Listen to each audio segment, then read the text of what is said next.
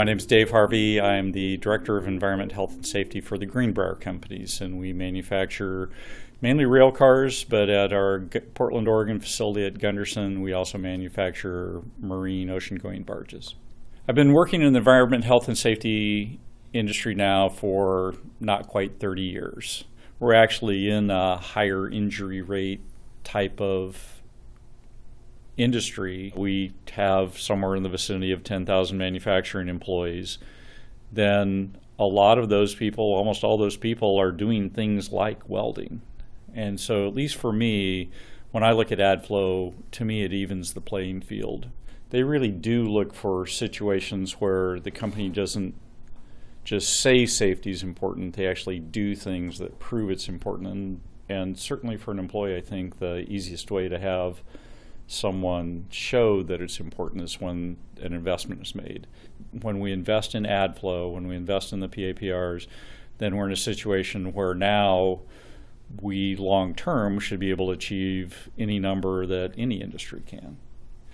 When we spend the time and effort and money to engage the employees and then work with them and then actually make a change, that makes a difference. And there's a number of examples here that we've done that. And I think the PAPRs are probably the biggest and most visible example of that. A number of manufacturing facilities have been able to automate significant portions, a large portion perhaps, of their various operations. The kind of work that we do where we have to have skilled labor, we have to have the skilled welders, there are some inherent risks in that workplace that before I came across the 3M PAPRs, I was in certain respects trying to understand how we could ever achieve, in just a numeric or metric sense, how we could ever achieve kind of this world-class or industry leader status. Because even with the best of our abilities, things like eye protection and having recordable injuries where we have foreign objects in the eye, those, when you're doing a lot of manual welding, when we as a company do a lot of manual welding, that risk that's in the workplace, no matter how much time and effort and training, and we were spending a lot, it was hard to really narrow down on those types of activities. And then I think the extra protection factor that it provides to the employees for the respiratory protection. Now, we were meeting the requirements, but I think this exceeds the requirements, and I think that's also a benefit to the employee.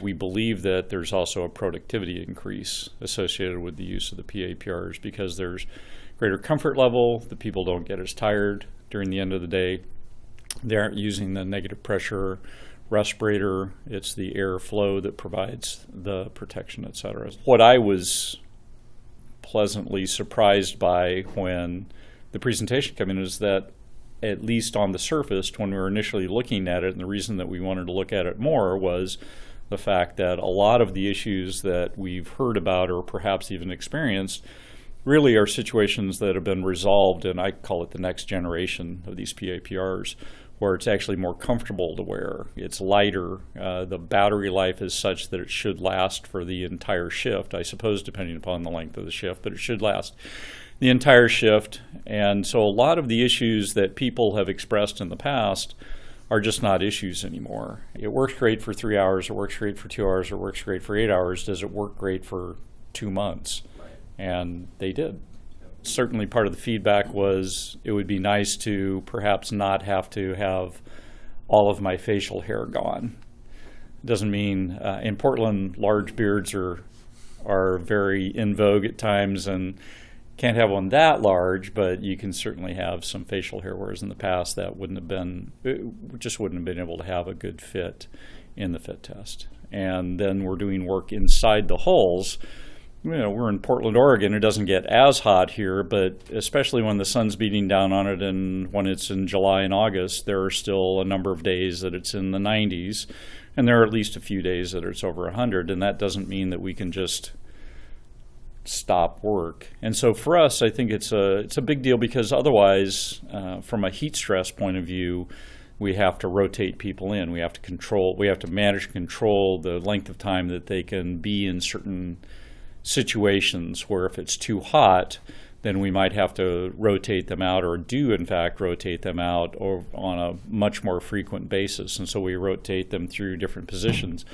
With the cooling, we feel as though we can just we still have to monitor people just to make sure, but we're going to be able to have them stay in that position and continue to work like they would normally do, like they're doing now. Sure.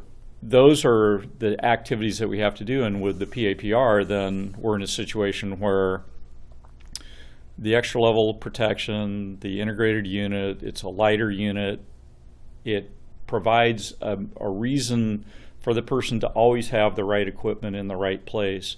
And so from that, or with that, I think that it provides an extra or it fundamentally changes the workplace. I guess that's the way we look at it. One of the differentiators for 3M was actually the level of service that was provided. This higher level of service, then it's clear that it isn't just going to be, here's your equipment, good luck. And I also think it was important that the emphasis on having 3M people train our people and not having our people use the equipment until they were trained. We would tend to want to do that anyway, but at least for us, I think that is important that they be trained up front, because again, if the equipment isn't being used, it doesn't make any difference how good your equipment is. If you aren't using it right, there will be complaints. It just takes some time and effort to convey how to properly use the equipment so you can maximize the usefulness of the equipment. And so again, that distinguished things as to how much support we received during the trial process, and it's continued since then.